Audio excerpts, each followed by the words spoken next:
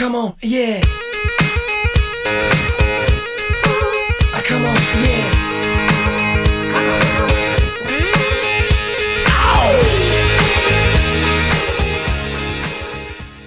So this is probably the assignment I've been most excited about, learning Artifact 3, focusing on video games, because I used to play video games when I was a kid. I still occasionally can be found playing one or two, but like the educational games, I always thought they were real fun, and like I can see how kids like get more into those games than like listening to a teacher talk or reading or whatever, like just because they're fun and they bring out like the competitor in you. And I don't know, the computer video games for kids just seems like a good idea. And I was interested to read the article because I didn't really know too much, because I remember being in elementary school, we played computer games on like a black and white screen. You answer math problems to like complete levels, and that's completely different than like what these games are capable of nowadays. So I didn't know a whole lot, but I was interested to learn.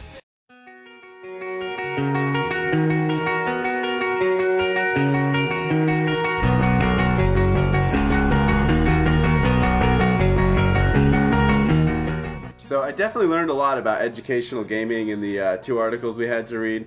I thought it was real interesting how kids could be like a play force ranger and have to really do lots of stuff like with the environment in their little park or whatever. I like that article, and it was really cool how the article talked about how kids like are really getting into the games and like trying to play them like as much as they can and everything like that. Like, because I don't know, I always like playing educational games, and it's cool to read about it, and like these games seem like they could be something that kids play regularly, like even when they don't have to be learning or anything. And it was also cool to read about Civilization 3, how like since it was so realistic and based on actual civilizations, kids were learning history, and also how, you know, things in government work. It's not all about war, like economies and stuff like that.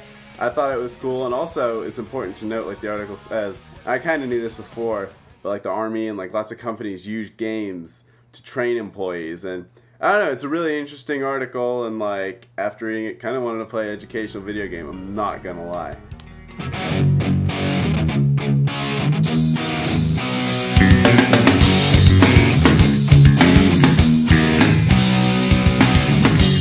So I could totally see myself like going into education, and as a teacher I'd love to be able to like share an educational game with my students. I'm pretty good at computers. I could show them how to use other like aspects of the computer and software and everything like that, and I just think that kids would like it. Like all the people I know, like yeah, they love playing the games, and maybe I'm a little old to have experienced the games that are out today or whatever, but I would definitely be like all for letting kids play these games, so my kids would play some like educational games to, you know, get better, you know, at everything, you know, grammar or whatever, math, like just whatever they could use these games for. Like it seems like the possibilities are endless with these games. So I think there's lots of ways like I can apply my new knowledge about educational games.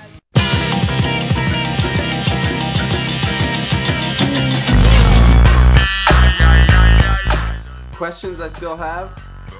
Not really anything too significant. I mean, I'd like to see how like educational games could sell to recreational gamers, like if people could really start playing educational stuff like on their own time, not when they're at school. And also, I mean, just how more advanced can the games get, I guess. That's really it.